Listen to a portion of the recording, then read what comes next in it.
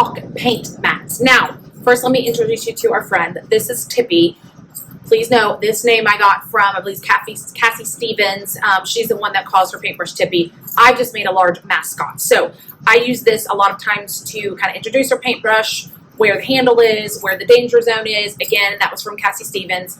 And then we just use this to remind the kids. I also kind of use it as a cue. So if the kids see that Tippy's in the air, that means they are not brushing. Their paintbrushes should be in the air. We're all listening and watching. As soon as Tippy goes down, that means they're painting, they're working. So at the beginning of the year, I do use them kind of as a visual cue for kids to know we're not painting, we're painting. We're not painting, we're painting, since we're doing a lot of new skills. So paint mats. These are 12 by 18 white tagboard not poster board. Well, some are poster board. Anything that has some stiffness to it. So these have been used. These may be 1 or 2 years old, like one meaning the beginning of the school year versus last school year and the school year. You can see I'm ready to kind of rotate some out, and I don't throw them away. So paint mats, I kind of just keep them around and throw them in the back once they get to the point where they're starting to rip. But we discussed Tippy, and we discussed how to wipe Tippy off, making sure his hair goes in the same direction, that we don't want to slam him and spread his hair all out. So again, these are things that I do have to review at least 3 times a year, at the beginning of the year, the middle of the year, and again, we talk about it at the end. We've been discussing him and making sure we clean him off on the paint mat and remind our students that this is not a piece of art, even though it looks like it could be. This is to just clean our brush so we're ready for the next color, that we don't want to play with the paint on this, because I do have a lot of kids, as you can see right here with the black paint this week, that decided they were going to get a little bored when they finished and paint the paint mat. So sometimes you do have to be very diligent as you walk around and making sure that they're not playing with the paint, and that sometimes this is a paint mat and sometimes this is there to protect our tables. If we're using watercolor, we talk about the water is there to clean Tippy, that we don't have to clean him on the paint mat, because if we clean him on the paint mat, he's wet, he's going to activate all these colors and turn to mud. So I do have to talk about that with some of the classes. And those watercolors I don't really use until we're 2nd, 3rd grade, so they kind of understand, and then, you know, some of them will figure it out and they'll see that they've made mud and then their paintbrush is dirty. So we do have to discuss that through the year as we use our paint mats. Now, getting our paint mats, again, where we distribute them for the drying rack is that metal cart. These are dry paint mats ready to go. So as each class comes, I will count how many out. And sometimes I look at the seating chart, no, there's 3 kids, there are 2 kids. Sometimes I just grab 4 and put 4. Because even if the next class has, you know, if that class has 2 kids, there's 2 mats already there.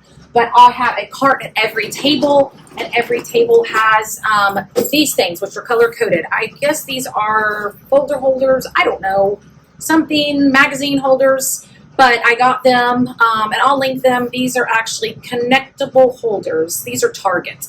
So I did get these through Target for $3, Target.com. But they on the back of where the other supplies are, and I'll just count 4 out.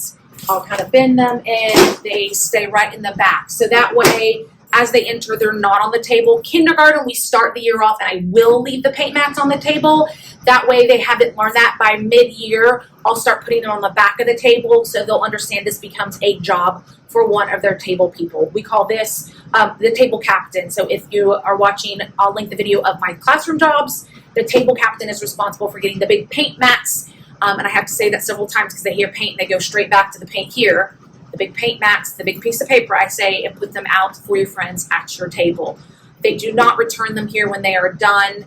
Again, that's when we bring them down the road for the drying rack. Again, watch the drying rack video, put them on the mat because they may be wet. But that is how I leave them at each table, and it's an easy and quick way for the kids to pull them off, put them there, and I don't have to distribute them. And if for some reason I'm close enough and the tables are close enough where I maybe put 3 here and 4 there, and they have 4 here, you know, they can grab an extra paint mat, or the students also know they're back here. But it just takes seconds. Watch me go fast.